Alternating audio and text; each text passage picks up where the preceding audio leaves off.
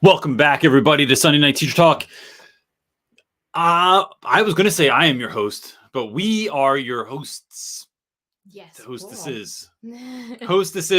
And to help you try to navigate this, one of the things I love, if you're not watching this live, there are people in here sometimes a good 30 minutes before this hits, and I love it. So here's what you're going to get today. If you have a question, because you're trying to be the teacher that you were meant to be, the teacher that you dreamed of being, but this year's feeling a little shaky. Maybe you're feeling like you're almost there. Maybe you're feeling like there's a long way to go for any number of reasons, and they might not have anything to do with you. Put that question in the chat. It helps if you put the word question or the letter Q in front of it, because as my wife is kind of scanning through, it helps her to see kind of what's on there and stuff as well. So, and we're willing to go anywhere. We'll talk about anything. Mainly I'll talk, and then I'll ask you for advice sometimes. I just put the questions up there. Nice. So, on the front end, I just want to greet a special guest that we have today, Miss Maisha Hutchinson. Hutchinson. Yeah, I almost said Hutchins. Who's not working at Office Depot today. So she is joining us. And, one of the things I love about this community as well is that you will see repeat names in here again and again and again. And when you ask a question, it is like you can show up. It's like seeing old friends each week. So if you cannot catch us here live, lives on YouTube, or you can go to anywhere that podcast or broadcast, and you can get it there as well. So with that, I'm going to save my breath. Let's jump in and answer some questions. Let's get it. All right. Natalie is up first, and she's asking, my schedule for the next school year took away more than half my planning time and cut my lunchtime in half. I was added 2 extra periods. How do I, or can I even, address this with admin? Stressed. So, Natalie, you can always address it with admin. And I would say this is not about, when you go to admin and you have this conversation, one, I would consider doing it. If you're going to do it in person, follow it up with an email and with like hey, thank you so much for meeting me, just to follow up, and then bullet point it, because you want to have something in writing and you want them to remember when indeed you came in. The second thing is, don't make it about you, right? Although it is about you, what you ultimately always want to focus on it, because this is you're not lying, this is like true. You want to focus on the fact that this is about the students. And so are you, with less time for yourself and to plan, now I don't have as much time to plan for these students. And this year I have this particular group of students. I really, really want to make sure that they are achieving at a high level. And so with 2 more periods, we are taking away that ability. There's not as much time to plan, not as much time to set up, not as much time to create things that you might want to create, because there's these 2 extra periods. And so if we are focusing, and even if you can use like a bit of like student research, if you can use student test scores, so like maybe you look at where students are coming in at and then where they need to get to, so you're creating this model that is evident. Research goes a long way. I find when I'm dealing with administration, they like to see the numbers, they like to see the data, and their focus is their focus should be on children. And so when you make this about the kids, you're far more likely to get an answer that is something that you want to hear, something that's going to be actually usable, than otherwise. So that's what I would consider doing. All right. Good answer. Thanks. I like when you affirm my answer and you're just like, all right, that one was good. All right, points on the board. All right. Moving on. Anwar is up next asking, I signed my contract to return teaching for the next school year, but I'm also in the process of interviewing for a dean role at another school. Should I tell my admin that I might not return next year? No, don't tell them yet. They don't need to know yet. I would, even if they're my friends, that's a layer of worry that is not necessary. And I'm going to sidetrack myself real quick. Can you tell me if that gets blurry? Because I think it's distracting for folks. So if you see on either one, then we can do the weird hand thing that we're doing. Okay. So sorry. when there's no one behind the camera and everyone's in front of the camera, you got it. It's like happens sometimes. So even if I was good friends with my administration, I had a close relationship with them, I don't think that that's a level of worry. And they're not going to hire anyone right now anyway, right? No one's even looking for a job right now for next year anyway. So that's something I might bring up if you're working at like a typical, like if you're in the States and you're working like a typical kind of September to June gig, I would let them know in about April that this is something you are either considering doing or that you're doing. If that's next year, if it's something you're going to switch, like something comes up and anyone's going to switch this year, I would tell them once you lock the job down. I would not tell them if you're thinking about it, because, like it or not, I won't say it will, because I don't know who your administration are, but it can lead to someone feeling some type of way and then acting some type of way during the year, where maybe you end up getting more, like, you're not getting as much love, as much support, as much help. Because to be honest, I mean, I see this at my school. When I left, there was this feeling of like, all of a sudden you're just not part of the team. Like, we don't even like, so now even when I go up to see the boys and see events or go to graduation and stuff, it's like, what are you even doing here? And you don't want that, because that's not going to benefit your students. Not only is it not going to benefit you, but it also doesn't benefit your students if they don't get to see that unity. So hold on to that until you need to tell someone. And and for all those reasons that I just stated, I won't recap. Sometimes I pull this total teacher move where I can't help myself, but I'm going to tell them what I'm going to tell them. I tell them, and then I tell them what I told them.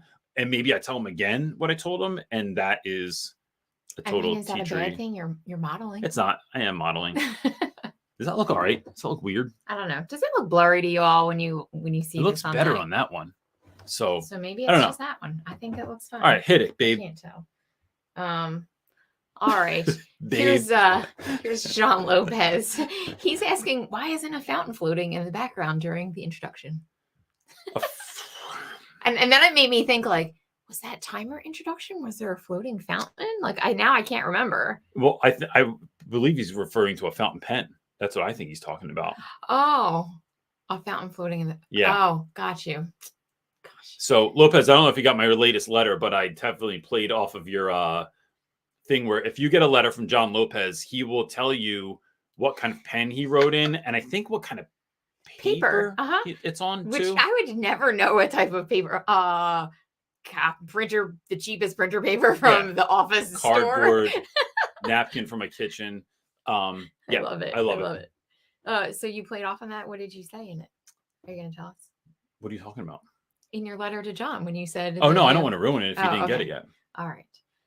Okay, are you ready for our next question? But I definitely did. Yes, hit it. Blake is up next asking, as a soon-to-be new middle school teacher, what would you say are some must-haves for the classroom? That's part one. Well, isn't that video coming out? Like, is it this week? No, I think OrCam's coming out this week. So I might actually talk about that. I have 3 videos coming out. One is, I have several videos coming out. There's going to be things that I need to do before the school year, not just my new teacher summer to-do list, which if you're interested, this could be beyond new teachers too. This could just be you're new to a school, but we have a new free resource that we're going to throw. We'll even put the link in the description here. Oh, but I can't do that. I have to do that. What are you talking about? There you go. I put it on there. Look, you put it in the link? No, I didn't put the link in, but I put it on there. What this is it's a new teacher to-do list. It's completely free. That's why we're just putting it up there. But it allows you, it's like 18 things I would make sure I did before I started the school year. The other thing is I have a video coming out of like 10 essentials in my classroom of like things that I purchase every single year. I have a collab with a brand of things, a handful of things I'm going to use for organization. And then I have things I'd use for my classroom. One of the things I'd make sure that I have is, do you have, it's looking at first logistical things. Like, do I have the things I need to have to teach? So do I have enough desks? Do I have a projector? Does that projector work? Does the technology in my classroom work? Do the lights in my classroom work? Does the light switch? Because depending on what kind of school you're teaching at, sometimes that light switch doesn't really work and the light bulbs are half out.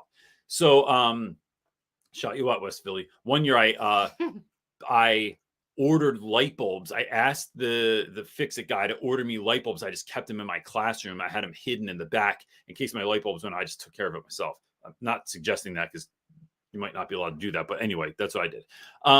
Making sure that you have things like if you have a textbook, if you are supposed to have laptops in your room, if you're supposed to have chargers in your room, whatever it is you're supposed to have to teach as a part of your curriculum, make sure you have all that stuff. Seems like a no duh, but it can get overlooked. And then, day or two before school comes up and you don't have it, and you find out that they keep the textbooks at the middle school that's 2 miles away, and you got to go figure that stuff out.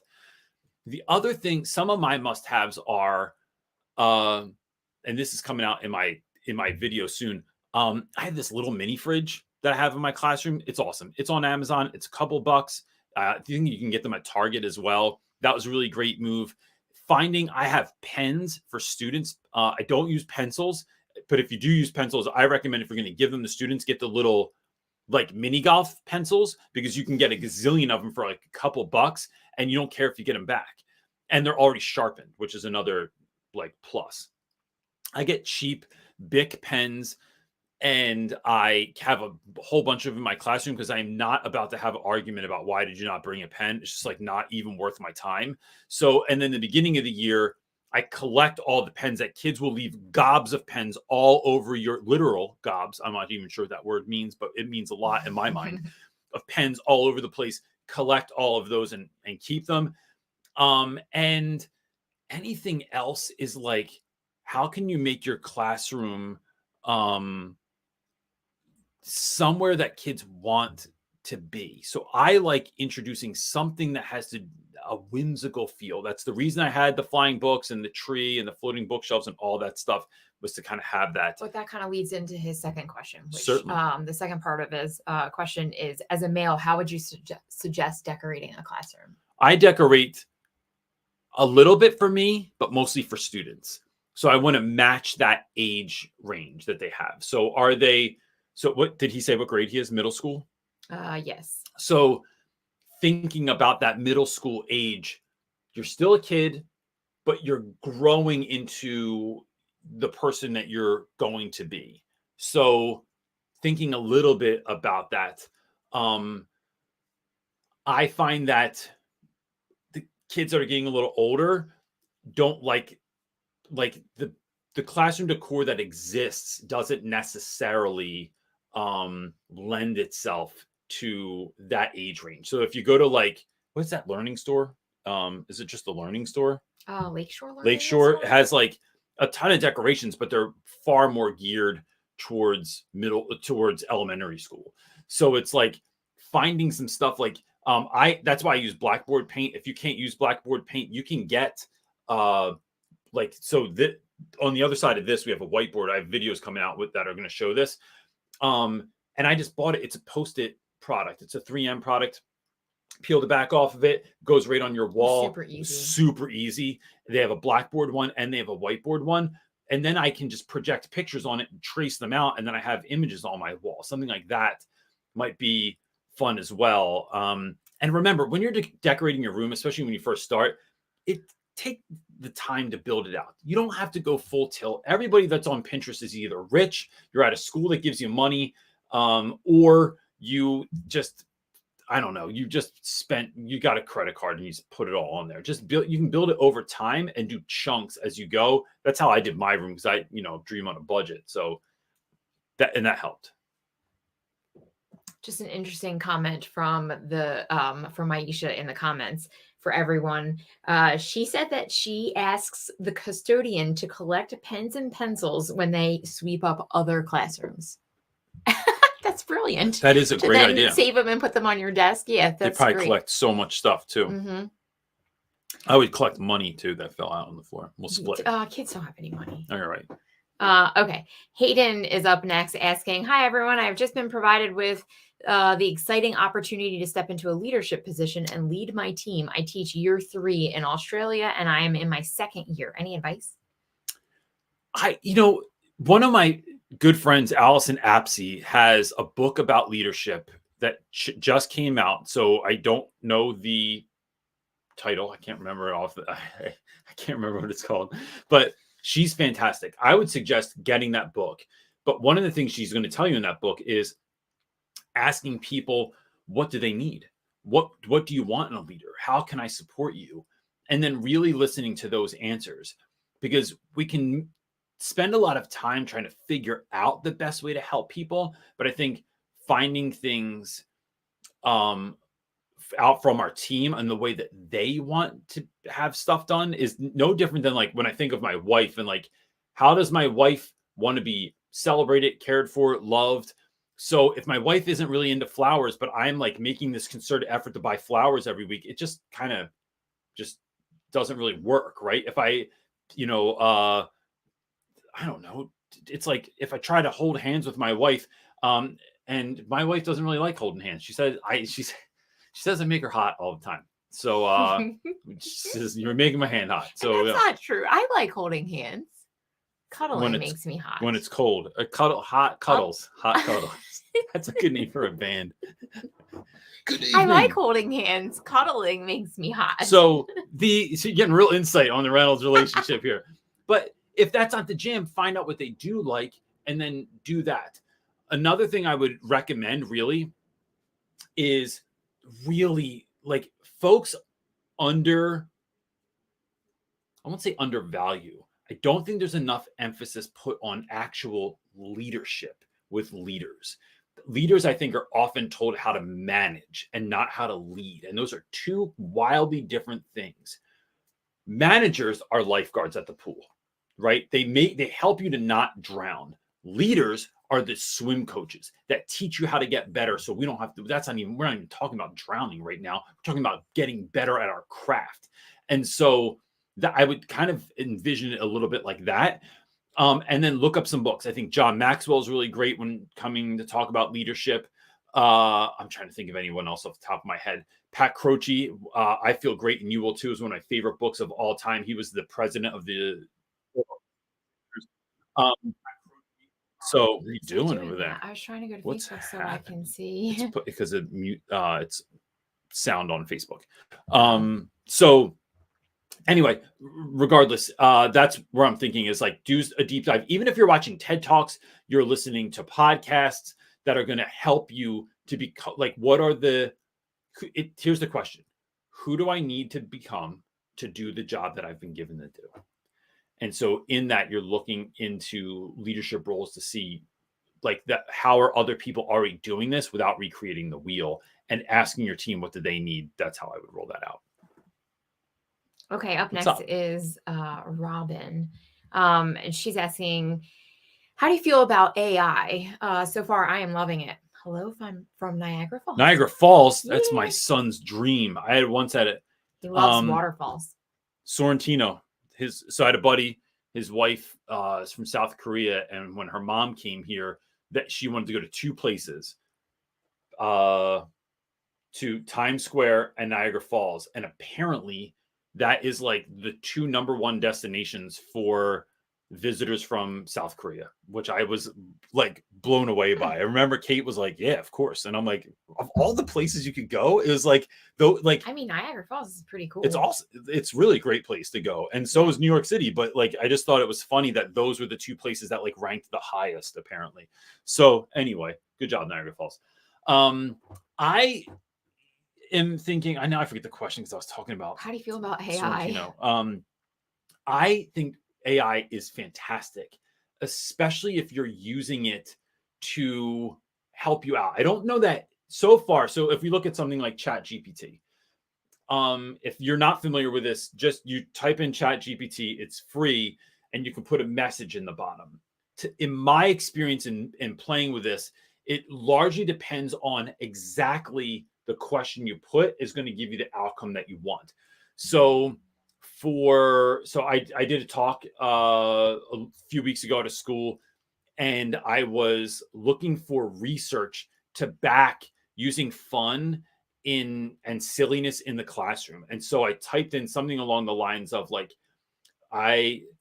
give me a list of research-based articles and studies that link the importance of using silliness and or fun in the classroom to help students grow academically. And I got a ton of information, but then I don't just stick with that. I got to go check it out and make sure that it's real and make sure that it's not like it wasn't taken out of context or something like that. But still, if I had to look up all that stuff, it would have taken forever. I look up quotes all the time. Did a video today and I was looking for quotes that linked the importance of give me a list of quotes that show something about, I forget exactly how I said this, but it was like I was trying to find quotes that back the idea that curiosity is an important part of the educational process, right? Which we already know, but I wanted a quote that said that. And so it gave me like a list of 20 quotes. So you can do all kinds of searches that might benefit your students. You could say, create a lesson plan for 8th grade mathematics, focusing on this specific section that includes group work, individual assessments, or whatever else you want. You could create a lesson plan that connects Lord of the Flies to mainstream pop culture using these different aspects, and we'll give you that stuff. Now, I don't think that this is a final product. I see it as like, I heard someone else actually explain it this way. This guy, Kevin Kelly, explained it as having AI is like having an assistant. And so an assistant isn't going to give you the best product, but it's definitely going to save you time, energy, and capacity and give you something to like think about, a starting point, a template, somewhere to jump off from. And I have found it to be incredibly useful. I think that teachers that are afraid of this in the classroom, some students are just going to use it to cheat. But I think it's about teaching students about how much more powerful this is and all the great stuff you can do with this. Yeah, I agree. I do think it's hard for teachers, though, that have to deal with students who use it as a way to just write a paper and cheat. It like makes it more difficult. Like, how do you catch those kids then? Well, you can use it. I mean, we're working on a deal right now with a brand that does that. And I forget what the name is off the top of my head, but there is software out there. Another like quick hack is if you have students write in Google, like if they use a Google Doc, you can see when you can look at the history of a particular Google Doc. So you can see like, did it all show up at once? Did they work on it over a series of hours? So you can look at different phases of their writing. So you know if they handed in a 5-paragraph essay and it appeared instantly, they copy and pasted it from somewhere. Yeah. So, and I don't know a way that students are getting around that yet. Are they like copying and pasting like a section every 15 minutes or something? No, I wrote it in. I mean, if they're smart, I wrote it in notes. I used Otter. Okay. Our next question is coming from Jocko, asking Reynolds, what boundaries do you have in place in terms of students being able to contact you on your phone? Did you allow it? The only students I allow me to contact on my phone are, it is an agreed upon method of communication between me, the parent, the school, and the student. And those students typically have some pretty serious learning disabilities. So if I had a student that was on the spectrum, a student that, there's a number of different things, but if it made it easier and there were agreed upon times, so I couldn't get a call like 11 o'clock at night, I wasn't going to get a call on the weekend, but if you were doing an assignment, and so sometimes, students that have a difficult time completing an assignment would do it after school, you were allowed to call me between this time and this time, especially because, and the reason that happened, and Jocko, this is like part of the rationale was in Philadelphia, no one gets the bus, right? All kids take public transportation unless you have special needs and that is built into your IEP. They'll either send a cab or a bus to your house, and then that bus picks you up. So those students do not have the ability oftentimes to stay after school. So with that happening, now you can just call me from your house, and you can call me between 4 and 6 or something like that, or text me if you have a question. That is different. Other than that, I do not give my phone number out, not even to parents, because I've gotten into situations where like parents just call you whenever they want or text you whenever they want and then like expect you to get back to them. And I want to keep those very clear boundaries that While I'm at school, I'm at school. If you need me, you can email me and I will get back to you within 24 hours, right? If it's important, I will get back to you as soon as I possibly can, because I see those emails come up. But I don't want parents to feel like they can just do it whenever. And sometimes kids get your number from a parent's phone, and then that is just problematic. So that's something I've just chosen not to do. And to be honest, dude, like, the longer I taught and the older my kids got, the more and more I realized that I couldn't give it all at school. I couldn't. School's not a football game. I'm not just like giving it my all every single day. I'm giving it what I can give every day, because I want to be able to come home and give my kids the same amount every day. I wanted to be able to split my effort, split my energy, because what I found is that I was given 90% at school every day and my kids were getting 10. And I didn't want to do that. When they're little, that was easier to get away with because they have no long-term memories. They have zero idea how tired dad was. So when dad played the game of, why don't you draw, this is a real game.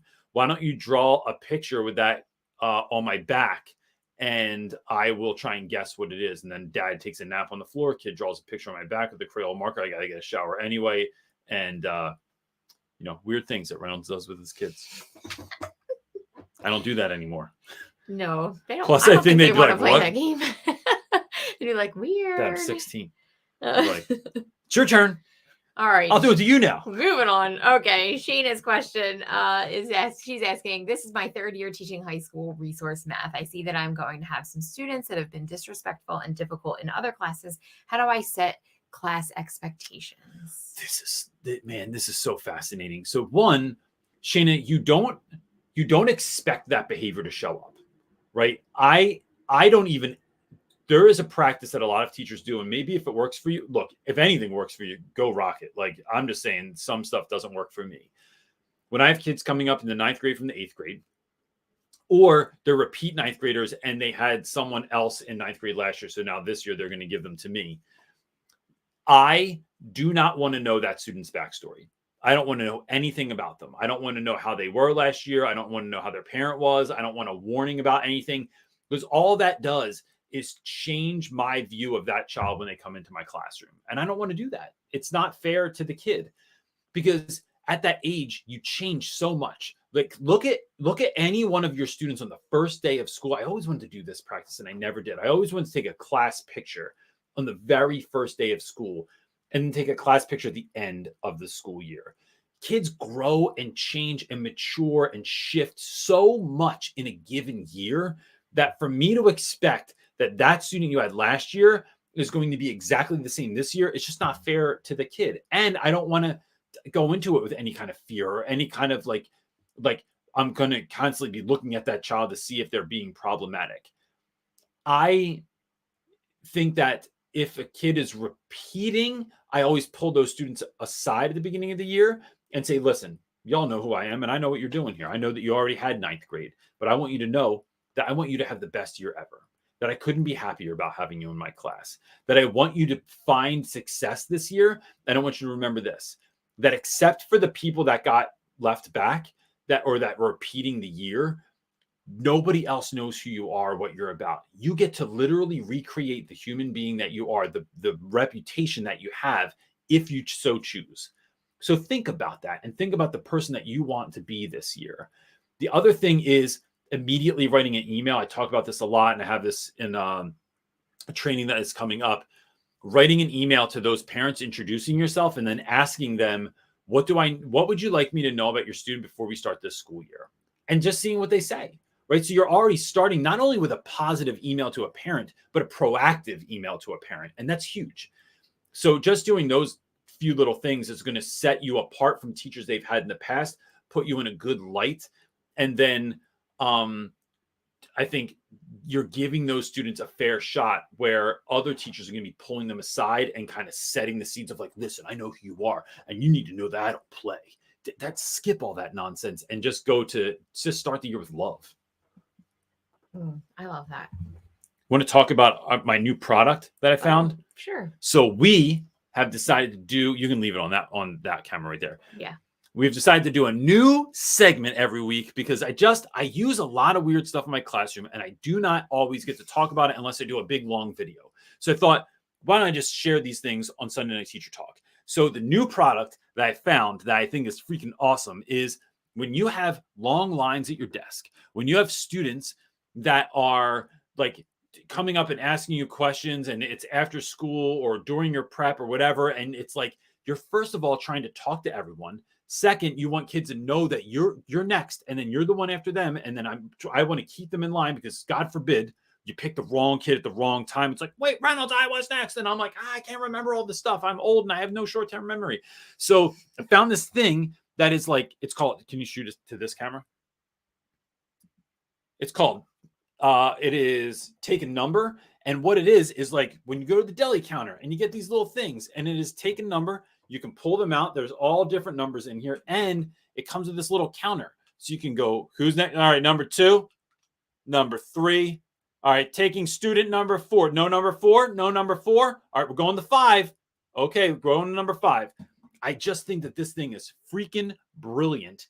And it is like, what? How much does it cost right now? I have it on there. I made a thing. It's only $11.66 right now on Amazon. Right? I paid $12.95, and those of you in Canada are gonna have to pay $16.50. And so we're sorry about that, but that's the economy. So yeah, $11 for it. And if you have Prime, you get free shipping. I put the description in the thing below. And my idea is this: little things like this help you manage stressful situations. They help you to sprinkle magic on your classroom.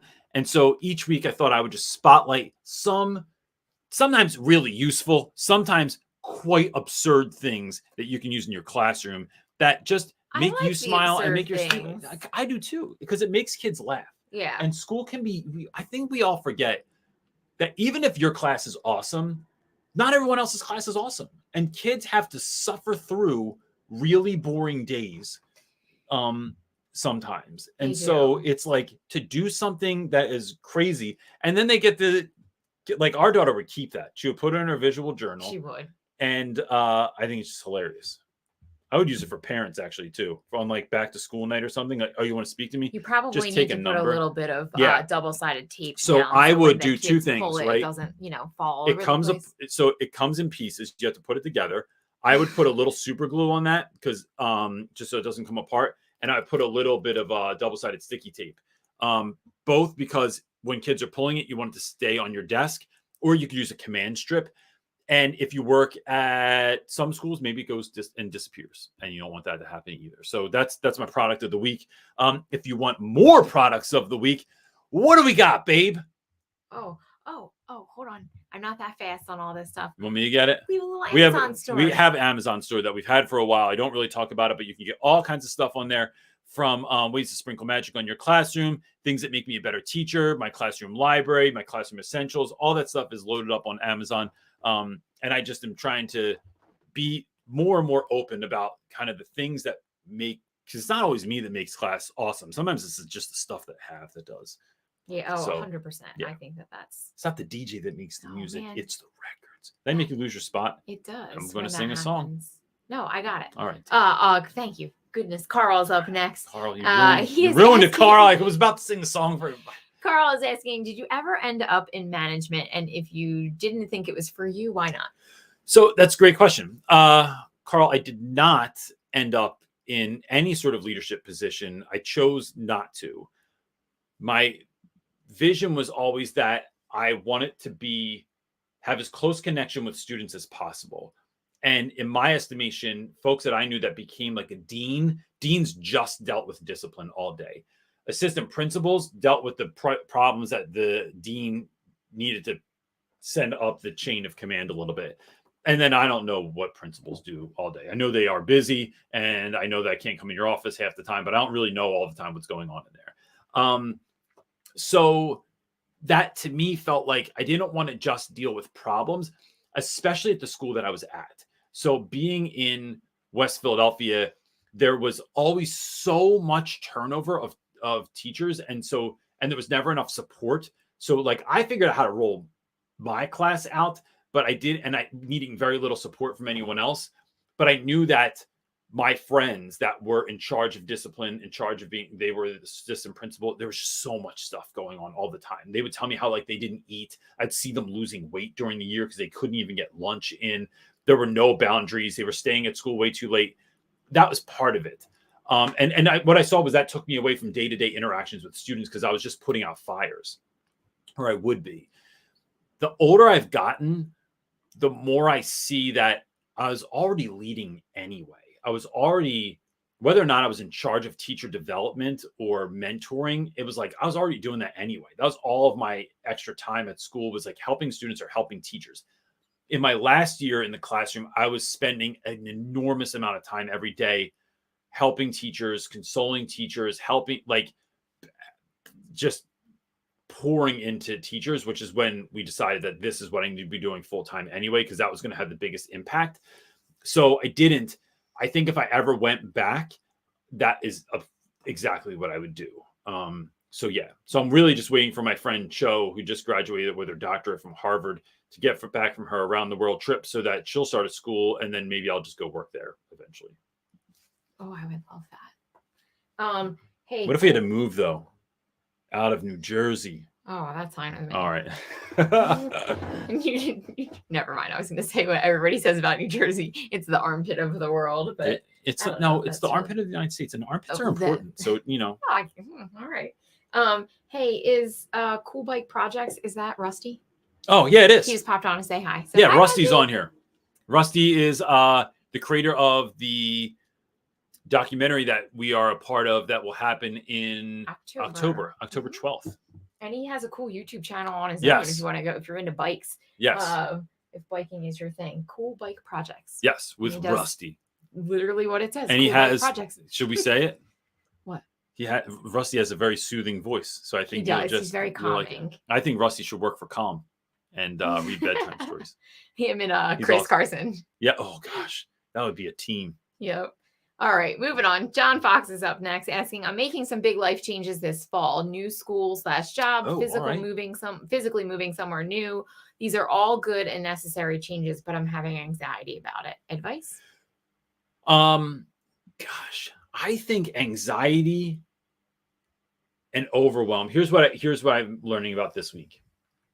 Come from a lack of clarity. And so when we don't know exactly what's going to happen, we get anxious. So finding the most amount of clarity you can on a given thing. So where am I moving? When am I moving? When do I start school? What am I teaching? What resources do I need? Who are the other teachers that are there? Any amount of that you can answer or get a little bit of clarity on, you're going to feel better. Also, focusing on, John, the things that you can control in your life. So I can't always control my day, but I know that and some of this is spiritual and some of it is just like the biochemical response, right? So I know that if I'm looking at my body, I know that getting up early and meditating is going to help me. It just does. The science just points that way, and it's true. I know that exercising is something that I can control and is going to help my biochemistry. It's going to help my neurology. It is going to help me to be better. I know that if I feel good about the way that I dress, so if I'm going to a talk and I feel good about the way that I look, I can do that. I know that I can prepare my slides. I know that I can prepare my presentation.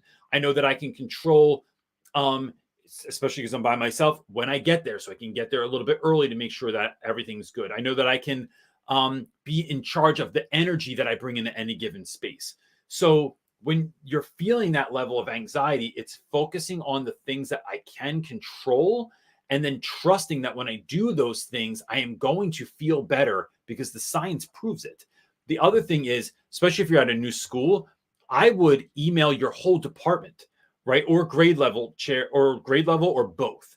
So finding out those email addresses from school leadership and then emailing everyone, hey, everyone, my name's John Fox. I'm coming to your school this year. I'm super excited to work with y'all. I come from this place. This is my background. This year I'll be doing this. I just wanted you to be able to put a name, know my name before I get there on the first day and have this brief introduction and that, whatever else you want to say. And then that's going to just let everyone know. Then you're probably going to get emails back. And then, this might seem weird this is, my daughter tells me that's weird, but I would look those people up on Facebook or on Instagram and then follow them. Maybe they'll follow you. Then there's a little bit of common bonding happen before you even show up there. And you're focusing on that, and you're focusing on the things that you can control. And for everything else that you feel anxious about, remind yourself that excitement and anxiety feel very, very similar, right? And unless you're having an anxiety attack, then it does not feel similar. But if you're just feeling nervous, that nervous energy feels so similar to excited energy. And then just tell yourself that you're just feeling excited. And sometimes those mind tricks work. Awesome, man. I'm glad you're moving. John, we talked a lot last year, and I know that you were trying to figure that stuff out too. Remember, we were working on your dad's house. I did a call, and I remember I'm excited just to see what happens. he was having difficulty within his school with some of his coworkers and stuff too. Yeah. So to be out of that, to kind of start fresh and anew with good, at least different admin and different coworkers, I think that's really good. It's awesome. And I think some of that, like, you just kind of, some of that stuff, I just think I deal with a lot of anxiety and a lot of fear, like even just being on this show or just, progressing with what we're doing. There's a lot of fear and unknown for us. And it's just kind of facing it, like just remembering that you've got it. And it's the anxiety and the fear is what's trying to just stop you. And so you just have to keep going. And so I don't know if there's always, you can do all the things that you say to like put into practice the best as possible, but it's just showing up and moving forward. And that's the next step. That's what you always tell me, is like, just do the next step. Just the next then step. The next step. One thing then at the a next time. step. Yep. And so if you look at Mount Everest, it is daunting. If you look at the next step in front of you and then you just do that repeatedly, you will get to your goal. Yes, facts. Because I feel like even just you this morning, you were looking at Mount Everest of all the things that we have going on here, and you were starting to feel overwhelmed. And I'm like, no, you can't look at all of those steps. You have to look at today. Let's prepare for Sunday night teacher talk. Like, that's it. And then after that's done, we're going to do the next thing and the next thing. So I think that's all you can work on. We're going to go to the woods and hide spray painted pink dinosaurs. Well, you guys are. I have a headache. That's what I'm going to lay do. down. I don't know what you all do, but. Okay, Miss Gonzalez is up next. So you're going to lay down? Yeah, well, I have a headache. All right, that's all fair these enough. Lights. You're so loud. It is. It's hot. No one knows how hot it is in here right now. It is hotter than hell in here. I know. I have to change my shirt as soon as I'm like, as soon as we're done, it's like, oh, change your shirt. I don't have to do that, but it's definitely hot. I look dewy. Maybe that's a good thing. Dewy. Since sweat is doing that for me. Great. Do it. All right, our next question, Miss Gonzalez. Miss Gonzalez, my buddy. She's asking, have y'all announced yet when you are going to do your boot camp? If you already did it at the beginning of the show, sorry I missed it. No, we haven't yet. So we thought we were going to announce it this week. We're working on it. Because we have new members to the team, and it's just taking a little bit longer. So the boot, it's not even I new can members. tell them what it's going to be. Oh yeah, go ahead. You can announce when it is. We're literally just waiting to like get the landing page completed, but we're dealing with new software, right? Last year we did a different kind of software, which we kind of like knew how to use. This year it's going to be on it's Zoom, different software. So it's like that stuff makes the learning curve just take a little longer. Facts. We're working on trying to get quicker with these things, but again, when you just two of us and all the software and all the changes and new team members, there's a lot of. We just hired someone new last night, so. So for those of you that don't know, last year we started doing a back to school boot camp. It was 2 nights. I think it was an hour. It was supposed to be 45 minutes. I think it was an hour. It might have been an hour and a half because I talk really long.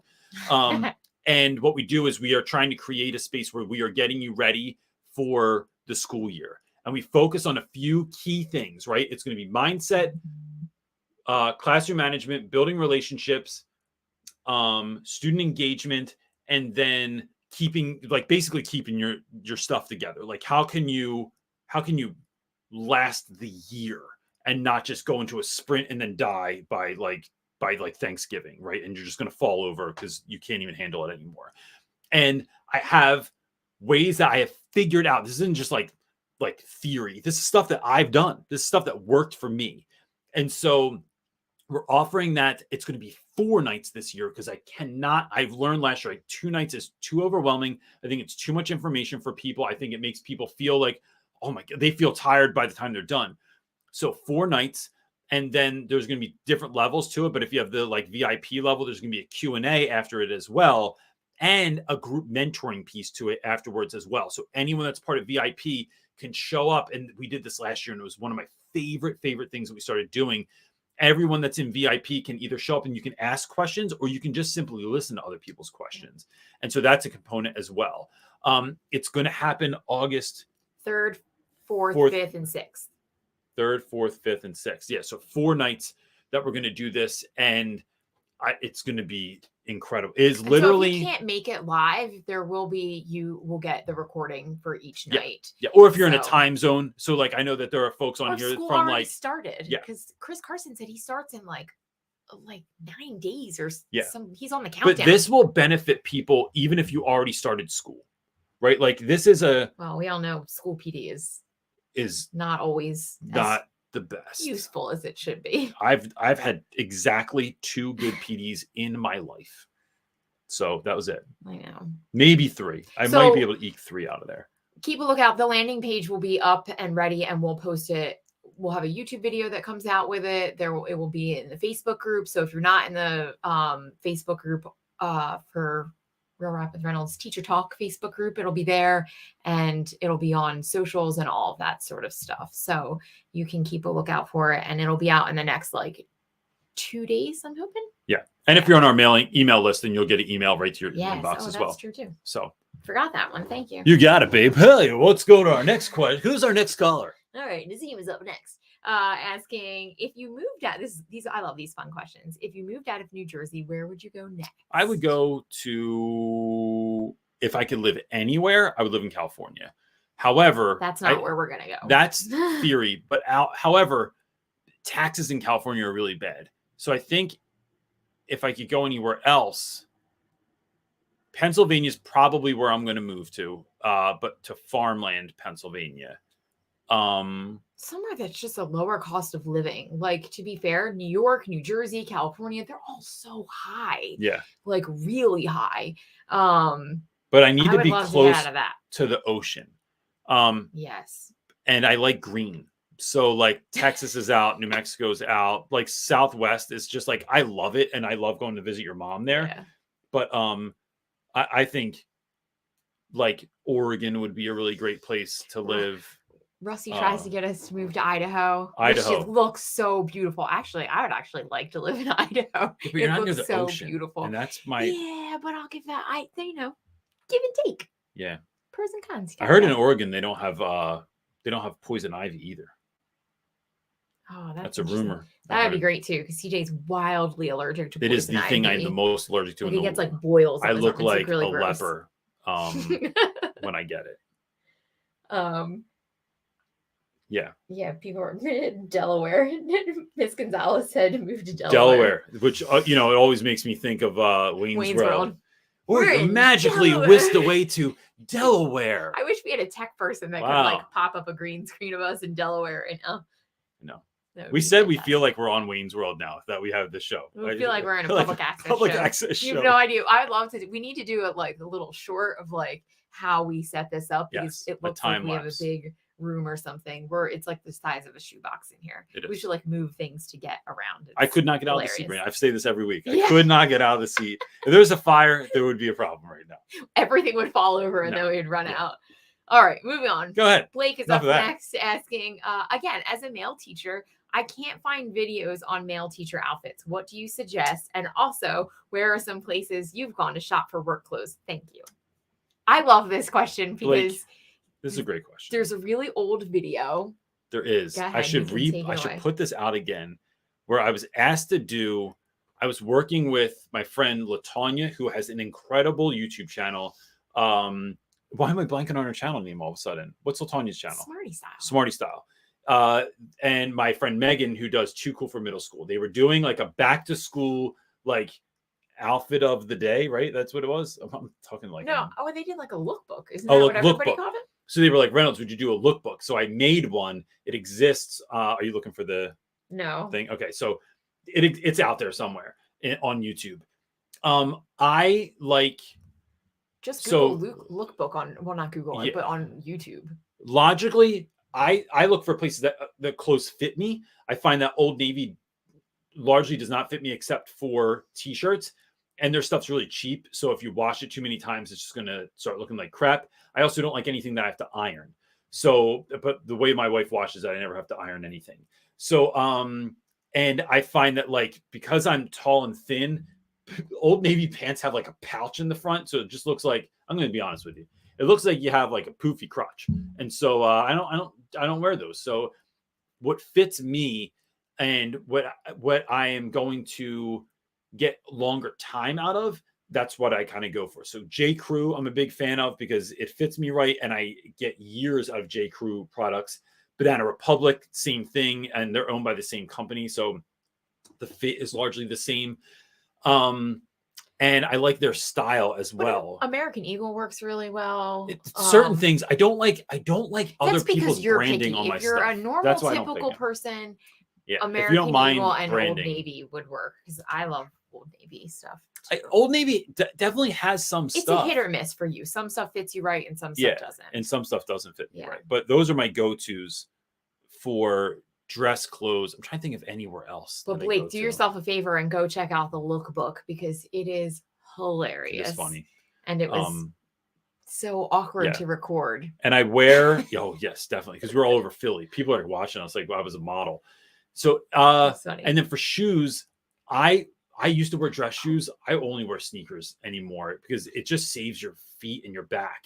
When I'm trying to run around and jump on stuff and I have like dress shoes are slippery. So I find that Vans makes really, really good. Like they make shoes that don't just look like you're wearing sneakers. They look like you're just, they look a little fancier sometimes. And so if you go on their website, one of the things I love about Vans, man, I would love to do a brand deal with them, is they just will try stuff. They're like as close to Nike as I can imagine in that they will just try different styles and all kinds of weird stuff. And so I love them. We're a total Vans family. I have Vans flip-flops on right now. We love Vans. So those are my go-tos. And Maisha, whoever's watching this now or later, you can check out the live comments. Maisha put the Lookbook link in there for y'all. So we should make a YouTube short of that. We should, just because I think it's so funny. It's for you, Blake. So coming your way. All right, moving on. I keep saying that. Sorry. Naseem is up next, asking recommendations on therapists or counselors for teachers trying to detox from previous school year. I think, is it Better Health or Better Help, right? Better Health. That's who we're looking into right now because I don't have that teacher insurance anymore. I think, first of all, y'all, if you're not in therapy, I don't know a person in my life that shouldn't be in therapy. Like maybe Hannah, but anybody else that I know should probably be in therapy. Because when you want to be a great teacher, it's not just your lesson plans. It's not just your pedagogy. It is you. You are the X factor all the time. The better you become at life, the better your classroom becomes. The more confident you become, the more the less triggers that you have, the way you can deal with your triggers, the less baggage that you have, that if a kid says something and it hurts your feelings, now you're busted up all weekend. You have to grow you to handle that. You can't get the kids say kid stuff all the time. And it's how are we taking that in, and then what are we doing with it when we get it?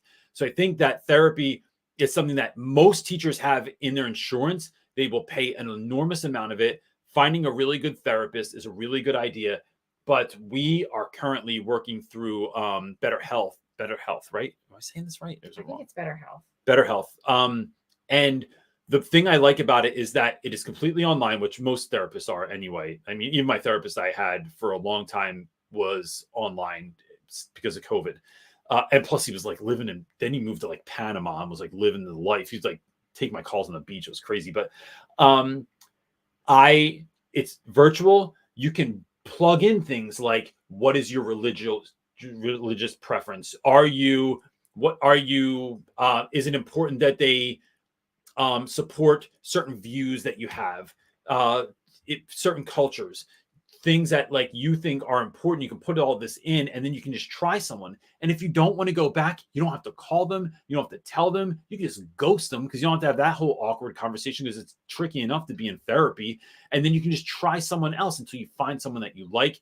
This is the process that we're going through right now as individuals to really try and make sure that we are becoming the person that we need to be to do the work we've been given to do. So that would be my recommendation. I am not affiliated with them. I'm thinking about it. Actually, like if when we find therapists and if that works out, that's something I would absolutely reach out to them about. And I found it through a YouTube channel. So you can go and check his stuff out if you want to. A YouTube channel called The Spirited Man, which is one of my favorites. It's Van Neistat's YouTube channel. And he spoke about it. That's how we found out about it. And then we're really impressed. BetterHelp. BetterHelp. Yeah, I was saying BetterHelp. Yeah. I looked it up. It's BetterHelp. All right.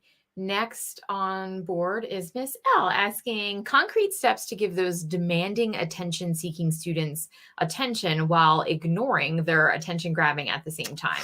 New job, so want to be on the positive offense. Miss L, are you asking, do I have advice on this? Yes, because I have a video coming out about this Thursday. And so the question was that I was trying to answer was, what about kids that are trying to like sabotage your lesson? Because that can happen in two different ways, right? It's either a kid that's naturally curious and they really do have a question, but they like social norms are not their thing. And they're just going to ask like, Mr. Reynolds, and then ask some rando question, or a kid that is trying to sidetrack you, a kid that's trying to sabotage your lesson because they don't want to learn about this. And kids know, they figure you out, y'all. They're going to figure you out and figure out every time I ask about their kid or their dog or what it was like when they were younger, they know you're going to take the bait. And you're in your mind, you're only going to take the bait for 30 seconds. And then they pull you into it. And then it's 10 minutes later and you're like, oh, wait, we have to get back to the lesson. So how do I know that? Because it happens to me all the time. And students will learn you and then use that kind of against you. The way you deal with it, it doesn't matter. In the briefest version I can tell you is acknowledge the question and just letting them know that right now is not the moment, and then give them the moment that they can bring it back up. Right. So that's a really great question. I love that. I'm going to answer that, but I need to get through this first and then we're going to get back to you. But thank you so much for bringing that up. I love your level of curiosity. The end. And so I'm going to walk you through like 4 different ways to answer that, because there's different ways that kids are going to kind of come at you, and then maybe they have a retort, and then how you're going to deal with that. That video is coming out. It's already loaded on YouTube. It's coming out this Thursday, and you can enjoy the rest of it there. All right. Mr. Bolin is up next. Oh, whoops, wrong camera. I never switched it. Too many things. Mr. Bolin is asking, how do you stay organized in a small room? Science has a lot of supplies. So I think one is getting rid of stuff that you don't need, right? Anything that you're not going to use, put it in, like, if your school has like even our little school had a science supply room that wasn't very big, but it was very, very organized. I find that having a place for, so I'll give you 4 steps. Having a place for everything and putting everything in its place. Labeling everything. Teaching students where things go and how to put them away, and putting kids in charge of like a thing. So you are in charge of all the graduated cylinders. You are in charge of, I can't believe I remember what that was. You're in charge of all the microscopes. You're in charge of make sure the tables go back with the way they are. Give kids a job, right? It's like what do they call that thing? The pit in like when you're in NASCAR, you know, you're doing something. Yeah, pit, yeah. So when you work in the pit in the NASCAR, you're in charge of like one thing, not all things. You're not running from place to place to place.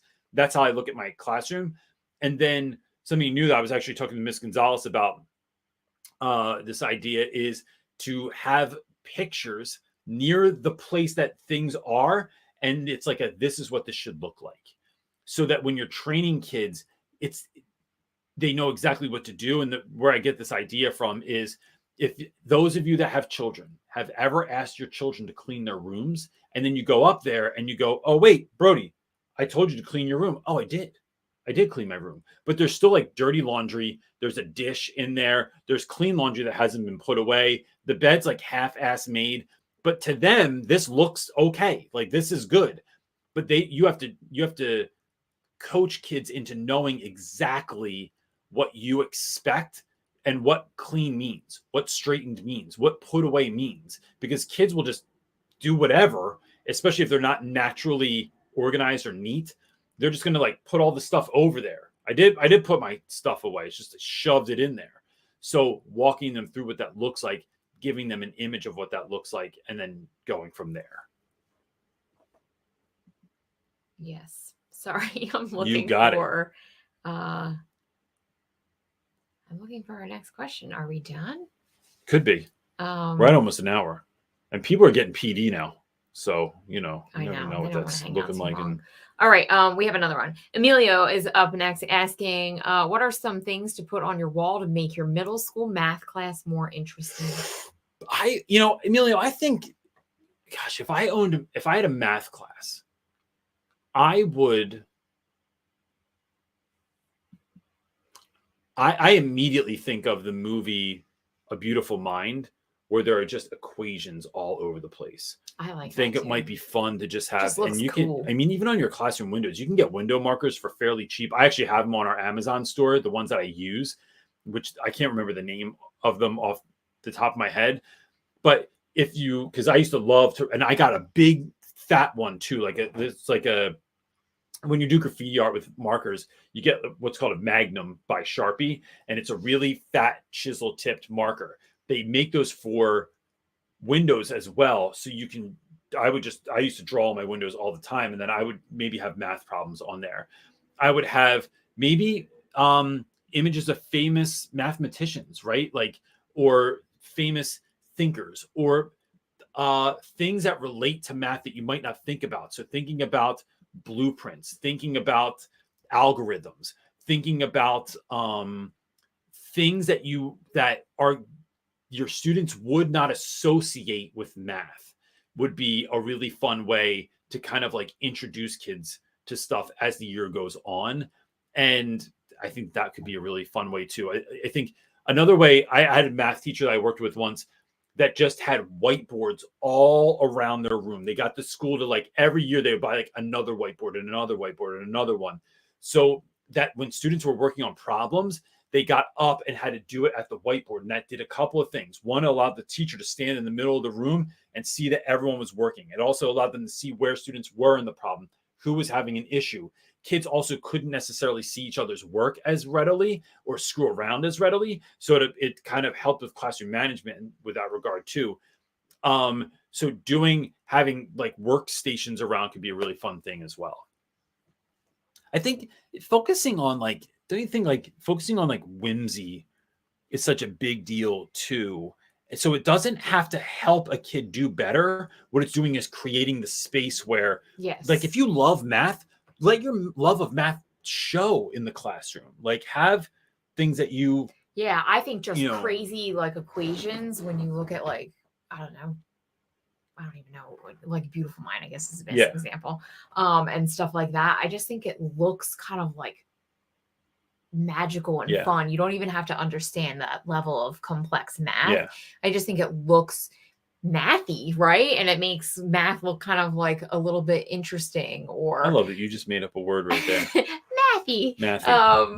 Yeah, it's beautiful, right? So I even think of Good Will Hunting when they had those awesome chalkboards, and it was the chalkboard on top of the chalkboard, and you can move them up. There's just something that looks incredible. And to me, so that I would be for posters like that. rad. I would anything that is math-esque. It doesn't have to be, I think posters on the wall that talk about I don't know, steps to a math equation. They're just so boring to me. Well, and I don't know that not everyone can see them. Over that no one's reading them. No one can see them because they're far away, right? So if you're on the other side of the class and this kid's next to the wall, I've always had then you go like this. I can never see posters. Tim, pay attention. What are you doing? Oh, I was looking at the poster. And it's not like they don't look at stuff in my room too, but I think I would really think deeply about connecting things that have to do with math that students don't necessarily think have to do with math. It just would be cool. Your love or interest that could potentially be around math. Yeah. I really think classrooms in general should be more reflective of the teacher, their personality, their love for the subject matter versus typical classroom teachery posters. I would bet that, and this is an underutilized thing. I've never used this myself, but I because I didn't get to the place where I knew I was going to use it. On Amazon, you can find wallpaper and not your mom's wallpaper where you had to like dip it in water and there was glue on the back. It is removable wallpaper. Yeah, we have some in our son's room, and it's And awesome. it goes up literally, like I a could sticker. Peel it off or peel it on. It's awesome. It's awesome. And so to get something like that, then I'm certain you could like type in like math wallpaper on Amazon. I am certain something comes up. Yep. Just like the whiteboard, right? You don't have to ask your school for another whiteboard and another whiteboard and another whiteboard every year. It's like, no, get the stuff from literally we got it on Amazon. It's like $60 or something like that. Yeah, but we got a huge size. But I mean, it'll cover a lot of space in a classroom. Yeah. All right. Well, I think we're done. We're a little over an hour, and I want to respect people's I'm time. starving and I'm really hot. I need to go change my shirt. Good to know. So look, if you don't have it yet, just a couple of really quick things as you're saying goodbye to people.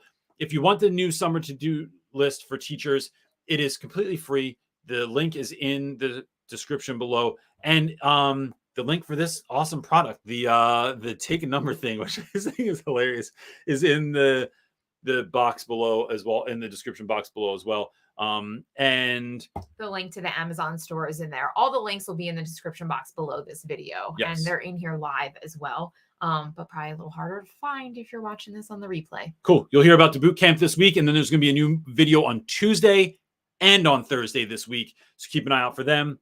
That's it, gang. We'll see you next week. Thanks for being Peace. here.